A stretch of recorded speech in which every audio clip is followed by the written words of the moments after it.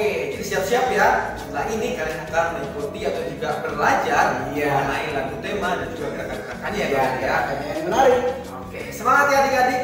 Nah, begitu aja yang bisa kakak adik sampaikan dan juga Kak Willy. Oke, sampai jumpa. Sampai jumpa adik-adik.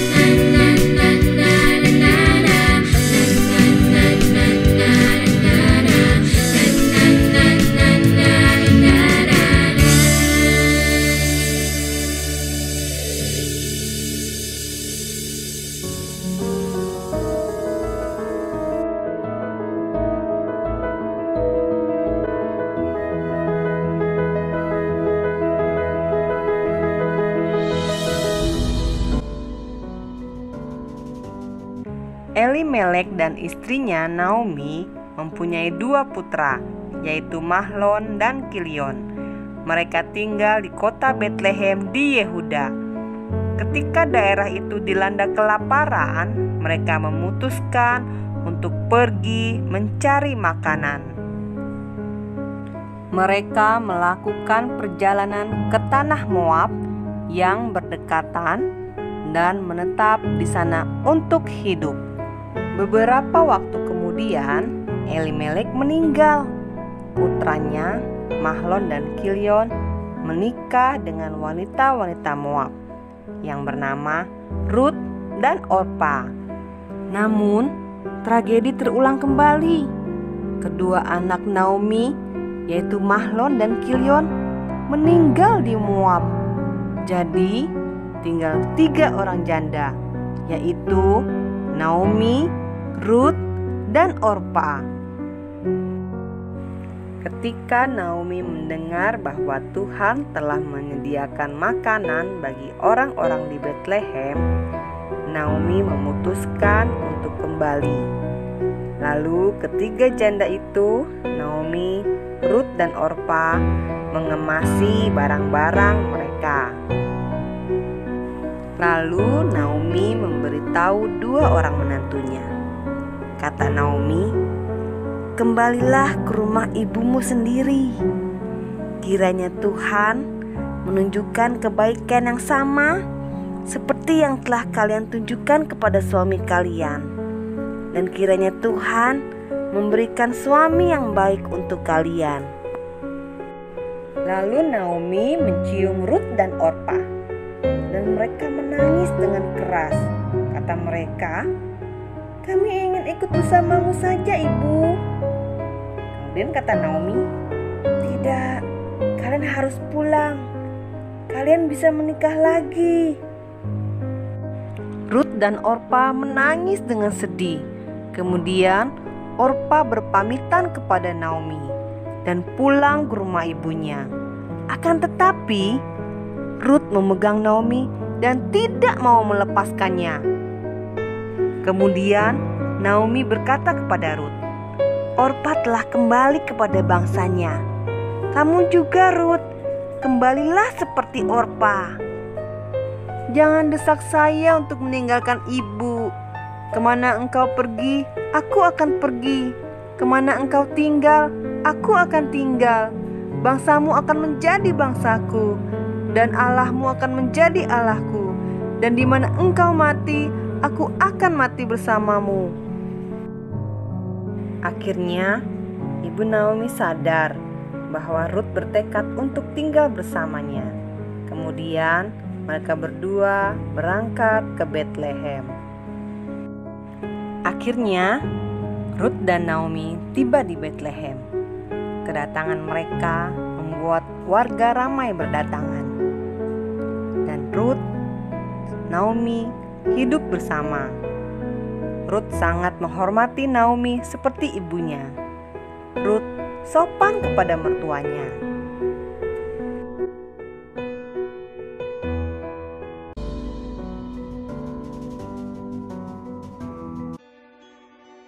Tetapi engkau, beritakanlah apa yang sesuai dengan ajaran yang sehat.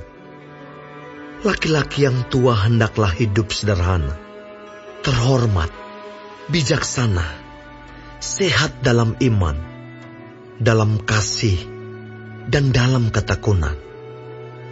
Demikian juga perempuan-perempuan yang tua, hendaklah mereka hidup sebagai orang-orang beribadah. Jangan memfitnah, jangan menjadi hamba anggur, tetapi cakap mengajarkan hal-hal yang baik.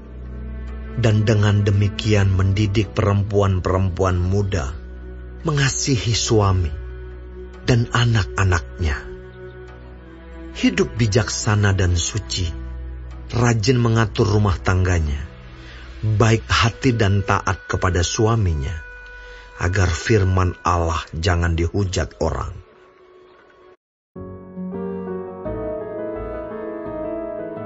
Shalom, selamat pagi adik-adik sekalian. Kita bertemu lagi pada pagi hari ini di pelajaran 11, diambil dari kitab Rut pasal 1 ayat 1 sampai 22. Adik-adik, sebelum kita memulai dan menyelidiki Alkitab firman Tuhan pada pagi hari ini, kita berdoa terlebih dahulu yuk. Bapa di surga, kami bersyukur kepada Tuhan pada pagi hari ini. Kalau kami boleh mendengarkan firman Tuhan, kami siap Tuhan untuk mendengarkan firman Tuhan yang akan kami dengarkan pada pagi hari ini.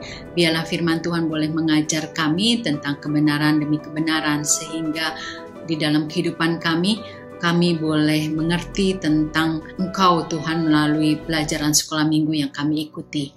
Bapa di surga, kami mohon ampun akan segala dosa dan kelemahan kami. Kami siap untuk mendengarkan firman-Mu. Kami punya Roh Kudus yang mengajar kami tentang kebenaran itu dan punya hati dan roh yang rela untuk diajar.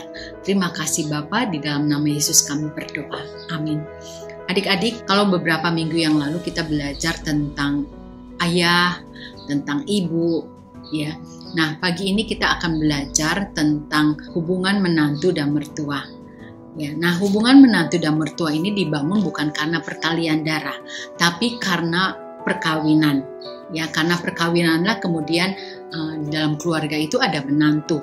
Nah, kita akan belajar bagaimana hubungan menantu dan mertua yang baik. Adik-adik mungkin tersenyum, loh kan masih lama, tetapi tidak apa-apa, walaupun masih lama. Ada kisah di dalam Alkitab yang menceritakan tentang hubungan menantu dan mertua yang indah.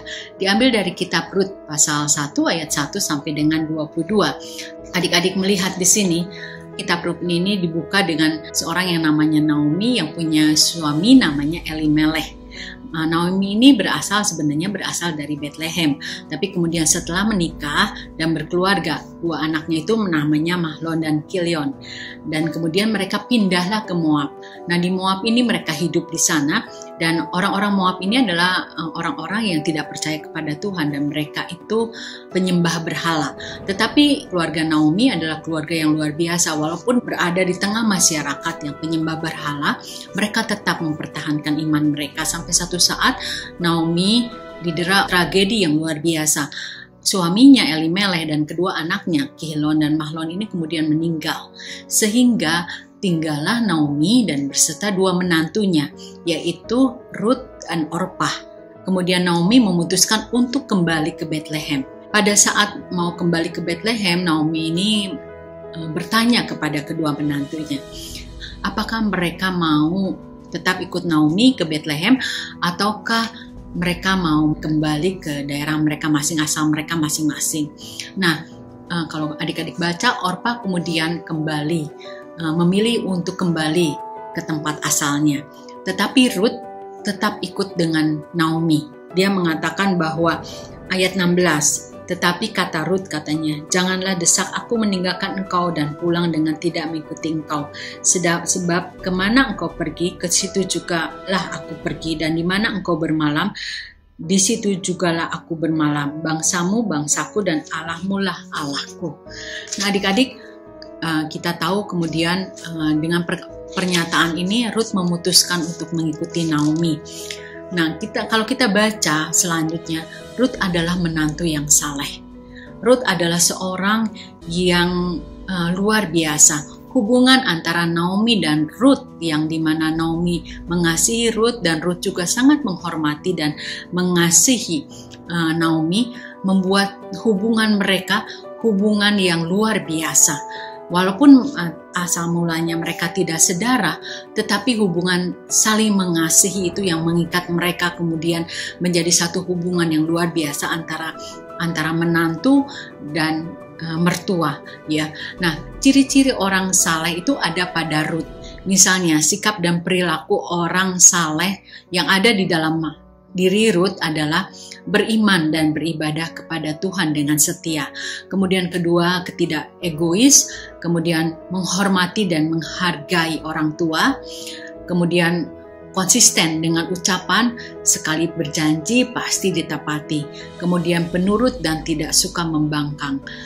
Kita melihat di sini bagaimana Rut yang asal daripada Moab, kemudian setelah dia menikah dengan salah satu anak daripada Naomi, kemudian dia bertobat dan mengenal Tuhan, dan kemudian Rut hidupnya mengalami perubahan. Sikap dan perilaku Rut yang beriman dan saleh membuat namanya itu harum dan selalu dikenang. Kemudian kita melihat di sini bagaimana Rut sebagai seorang menantu sangat menghormati mertuanya Naomi. Kita harus menghormati orang yang lebih tua, dan bagaimana kita juga harus memperhatikan nasihat-nasihat orang tua, dan bagaimana seorang anak itu tidak boleh berbicara lancang kepada orang tua. Adik-adik, kita akan melihat Pastor Alex sebentar akan berbicara banyak tentang hal ini, ya. Nah, kita dengarkan dulu ya sebelum kita akan melanjutkan pelajaran ini.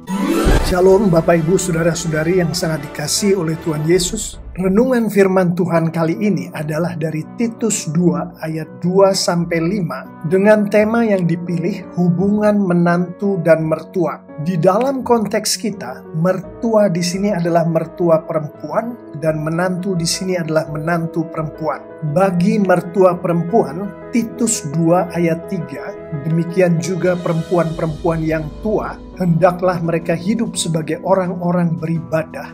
Jangan memfitnah, jangan menjadi hamba anggur, tetapi cakap mengajarkan hal-hal yang baik, dan dengan demikian mendidik perempuan-perempuan muda mengasihi suami dan anak-anaknya. Firman Tuhan ini menghendaki mertua perempuan untuk hidup sebagai orang-orang beribadah. Untuk mereka jangan menfitnah, untuk mereka jangan menjadi hamba anggur, untuk mereka agar cakap mengajarkan hal-hal yang baik, untuk mereka mendidik perempuan-perempuan muda untuk mengasihi suami dan anak-anaknya. Menghidupi Titus 2 ayat 3 inilah yang antara lain yang dimaksud oleh Rasul Petrus di dalam 1 Petrus 3 ayat 4. Tetapi perhiasanmu ialah manusia batiniah yang tersembunyi dengan perhiasan yang tidak binasa, yang berasal dari roh yang lemah lembut dan tentram, yang sangat berharga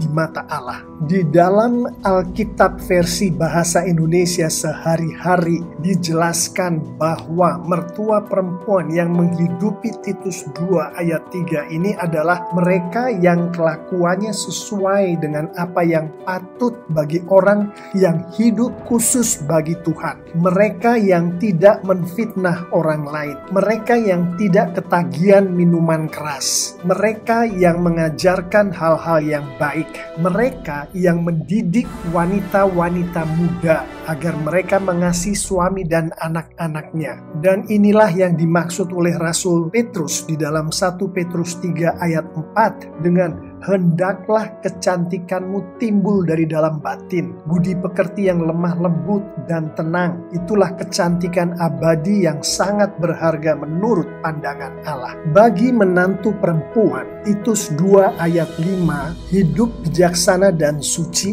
rajin mengatur rumah tangganya, baik hati dan taat kepada suaminya, agar firman Allah jangan dihujat orang. Menantu perempuan yang menghidupi Titus 2 ayat 5 ini adalah mereka yang mengasihi suami dan anak-anaknya. Mereka yang hidup bijaksana dan suci. Mereka yang rajin mengatur rumah tangganya. Mereka yang baik hati. Mereka yang taat kepada suaminya. Menantu-menantu perempuan yang menghidupi ini adalah mereka yang menghidupi 1 Petrus 3 ayat 4 tadi.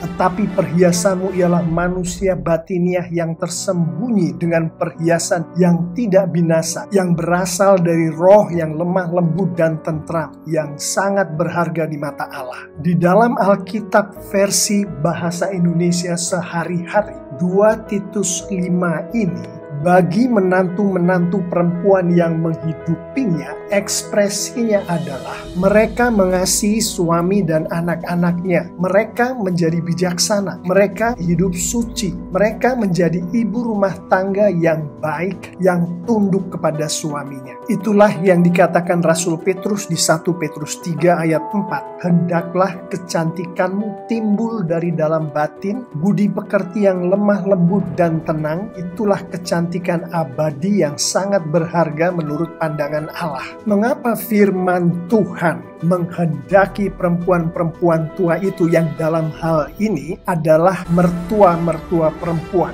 dan perempuan-perempuan muda itu yang dalam hal ini adalah menantu-menantu perempuan, menghidupi Titus 2 ayat 3 dan Titus 2 ayat 5 dan ayat-ayat di sekitar itu. Firman Tuhan dengan jelas mengatakan alasannya ada di Titus 2 ayat 5 bagian yang terakhir. Menurut terjemahan baru adalah agar firman Allah jangan dihujat. dihujat orang. Menurut terjemahan versi bahasa Indonesia sehari-hari, ayat 5 bagian yang terakhir ini adalah, dengan demikian tidak ada orang yang dapat mencela berita dari Allah. Perempuan-perempuan baik yang tua maupun yang muda yang menghidupi Titus 2, yang menurut Rasul Petrus adalah mereka-mereka yang memiliki kecantikan yang tidak binasa, yang timbul dari dalam batin, yang adalah buah dari Roh Kudus yang ada di dalam kehidupan perempuan-perempuan itu, yang di dalam konteks kita ini adalah yang dimiliki, dihidupi oleh mertua-mertua perempuan dan menantu-menantu perempuan, akan dipakai oleh Tuhan untuk menjadi kesaksian akan Tuhan Yesus, akan firman Tuhan, akan gereja Tuhan kepada seluruh dunia. Intinya adalah, hendaklah perempuan-perempuan baik yang tua maupun yang muda memiliki kecantikan yang timbulnya dari dalam batin, yang datangnya dari Roh Kudus, yang ekspresinya seperti yang disampaikan oleh Titus 2 ayat 3 sampai ayat 5 tadi.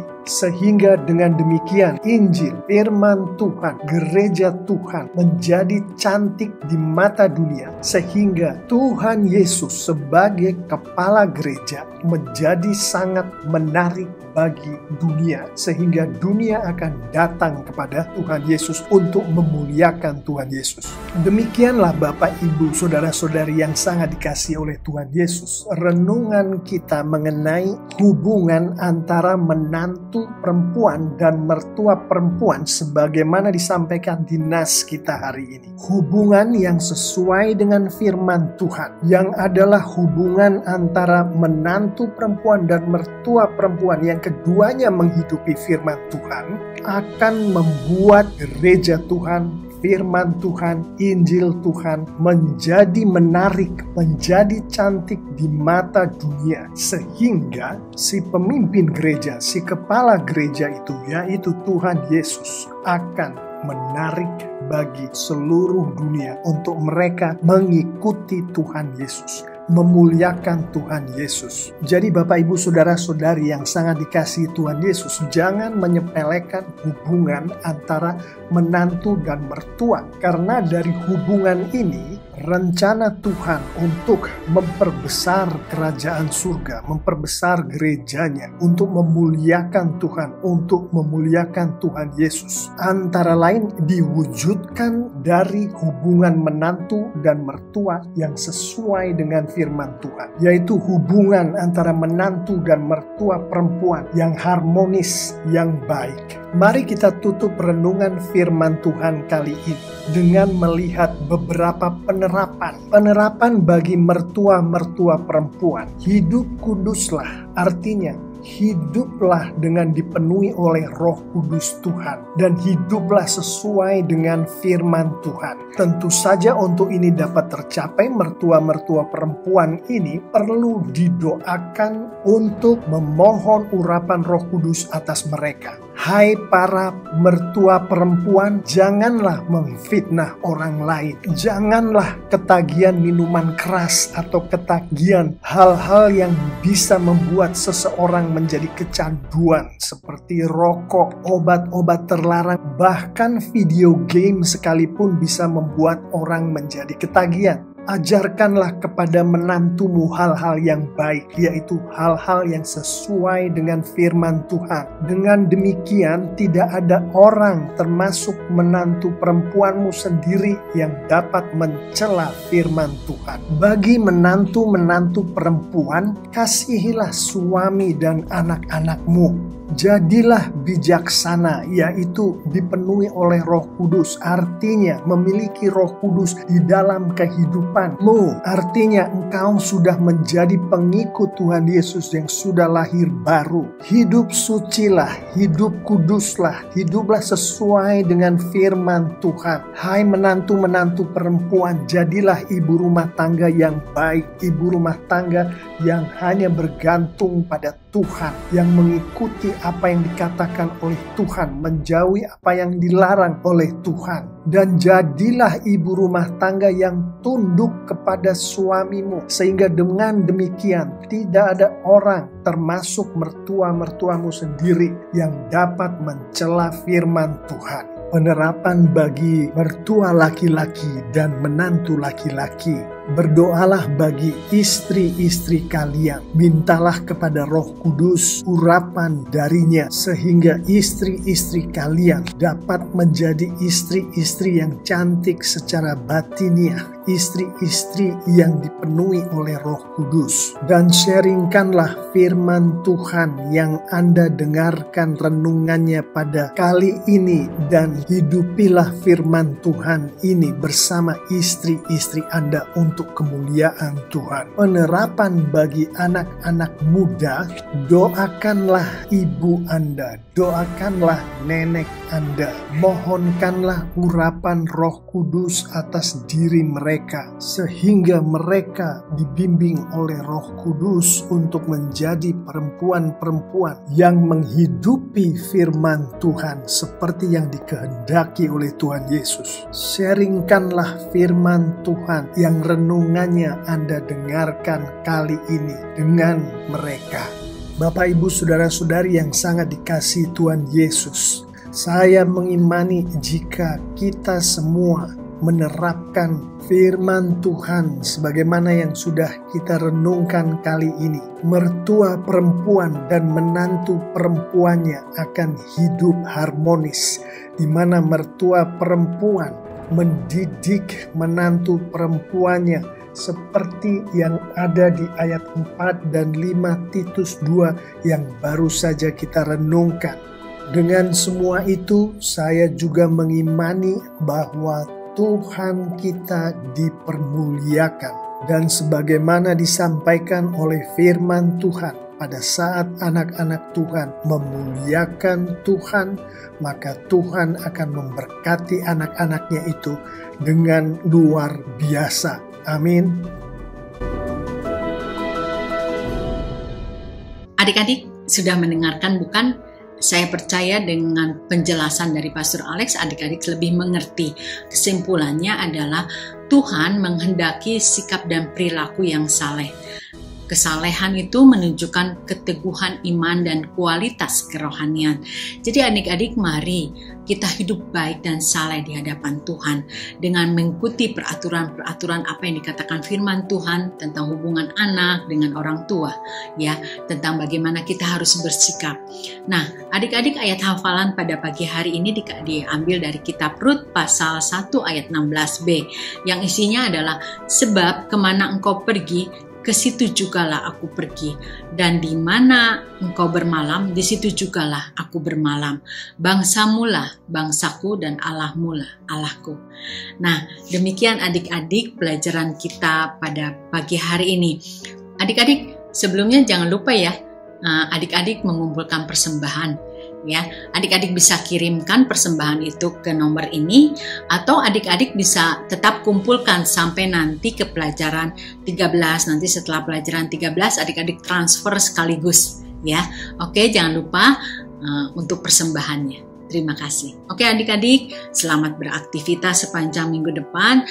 Saya ingatkan belajar dengan baik walaupun masih dalam suasana liburan. Ya, liburan semester, adik-adik harus tetap memakai masker, tidak terlalu banyak berkerumun, cuci tangan, dan juga tetap setia dengan membaca firman Tuhan dan berdoa. Kita akan berdoa terlebih dahulu, doa penutup. Kami bersyukur kepadamu Tuhan pada pagi hari ini. Tuhan memberikan kepada kami bagaimana kami harus bersikap kepada orang tua, dan bagaimana Tuhan memperlihatkan kepada kami bagaimana hubungan mertua dan hubungan menantu yang sungguh indah dari kitab Rut. Bapa di surga, pimpin kami sepanjang minggu depan, sertai kami di dalam kehidupan kami setiap harinya, supaya kami tetap setia untuk belajar firman Tuhan, berdoa, dan juga untuk dengar-dengaran akan kebenaran firman Tuhan. Terima kasih Bapa, di dalam nama Yesus Kristus kami berdoa. Amin. Selamat pagi adik-adik, sampai jumpa minggu depan.